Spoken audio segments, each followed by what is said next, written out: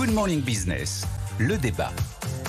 On va revenir dans ce débat sur ce sommet du G7 qui s'ouvre aujourd'hui au Canada, dans l'Alberta, les montagnes de l'Alberta. Bonjour Jean-Marc Daniel. Oui, bonjour. Mathieu Coach disait tout à l'heure, est-ce que ce sera un sommet du G7 pour rien? Qu'est-ce que vous en pensez? Alors, je ne pense pas. Effectivement, ça se tient au fin fond du Canada avec un objectif clair, c'est que les altermondialistes soient incapables d'arriver là. Il y a eu des incidents lors de précédents sommets et donc là, cette fois-ci, la protection se fait par l'isolement. Non, je ne pense pas. Je trouve que les sommets du G7 sont moins vains que les sommets du G20. Vous savez, il y a une expression qui consiste à dire le 20 G20. Et le G7 a été plutôt assez efficace, entre guillemets, depuis qu'il a été créé. Nous sommes sur le 50e anniversaire. Le premier, c'est 1975. Et c'était à Rambouillet. Et donc, normalement, d'ailleurs, ça veut dire que la présidence revient tous les 7 ans. Donc, nous, on aurait dû être président du G7 en 2024. Nous le serons en 2026 parce qu'il y a eu 2 sommets qui ont été organisés par la Russie, ce qui a un peu décalé le calendrier. Pourquoi je pense que ce ne sera pas inutile? Alors, il y a toujours 3 raisons. La première raison, c'est parce que, effectivement, les gens qui sont autour de la table sont totalement nouveaux. Par rapport à celui de l'année dernière, il y en a 6 qui ont perdu des élections.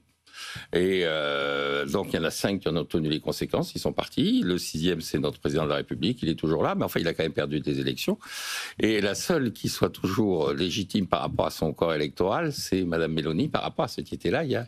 Et donc arrivent des gens qui sont totalement nouveaux, des gens qui ont une appréhension des problèmes tout à fait nouvelle. Et donc on peut considérer qu'il y a une certaine forme de rupture par rapport à la routine, et en particulier l'organisateur, le Premier ministre canadien, a mis en avant, alors les sommets, il dit il faut assurer la sécurité, améliorer la sécurité énergétique, établir des partenariats, c'est les thèmes du sommet. Il a mis en particulier à titre personnel comme enjeu les feux de forêt. Bon, donc je ne sais pas si le but du sommet, ça va être d'augmenter les crédits des sapeurs-pompiers à la surface de la planète. Mais fondamentalement, tous ces gens arrivent avec un état d'esprit qui est un état d'esprit nouveau, et notamment Donald Trump. Alors, le deuxième élément, c'est quand vous regardez les séquences historiques des G7, il y a eu des thèmes. Les premiers, c'était est-ce que la relance est un bon moyen de lutter contre le choc pétrolier? Ensuite, il y a eu le problème de la dette des pays en développement. Ensuite, il y a eu les problèmes de la transition des pays d'Europe de l'Est. Et là, pour la première fois, le sujet, c'est est-ce que le dollar a vocation à être véritablement la monnaie mondiale? Quand on regarde les discours, sachant que les Américains commencent à dire que le privilège exorbitant aura été pour les États-Unis plutôt un fardeau exorbitant. C'est-à-dire que jamais les Américains n'ont pu obtenir un bon taux de change du dollar à cause du rôle joué par le dollar. Donc, il y a une véritable approche d'un vrai problème qui est le statut du dollar, et donc on rentre peut-être dans un cycle de réflexion autour de ça. Et puis la troisième remarque que je ferai, c'est que à partir du moment où on est peu nombreux, il est plus facile de s'entendre. Il y a un aspect que je mets en avant, mais qui n'est pas forcément très pertinent, c'est que les 7 personnes qui sont autour de la table sont des chrétiens. C'est la première fois, parce que le Premier ministre japonais est rarement un chrétien, et en ce moment, le Premier ministre japonais est chrétien, et qui plus est, ils sont catholiques, parce que le Premier ministre canadien est catholique, ce qui est aussi, là aussi, assez rarement le cas. Et il n'y aura pas de communiqué commun, d'ailleurs. Nicolas Dos, très vite. Alors, très vite, justement, en fait, l'enjeu, c'est surtout de démontrer que c'est pas inutile. Parce que ce qu'on dit généralement, c'est un sommet pour rien. Alors, moi, le truc qui me frappe, on ne fera pas de communauté commune.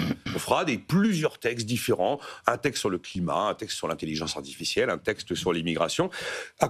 Pourquoi ce sommet pourrait être utile? Généralement, c'est le signe d'unité qui rend le sommet éventuellement utile en termes de visibilité. Le problème, c'est la guerre commerciale. Il n'y aura pas d'unité totale à cause du sujet de la guerre commerciale. On pourrait avoir quand même un début d'ouverture avec les États-Unis et l'Europe s'ils décidaient de prolonger le moratoire sur les droits de douane. Là, on dirait que ça n'a pas été un sommet pour rien.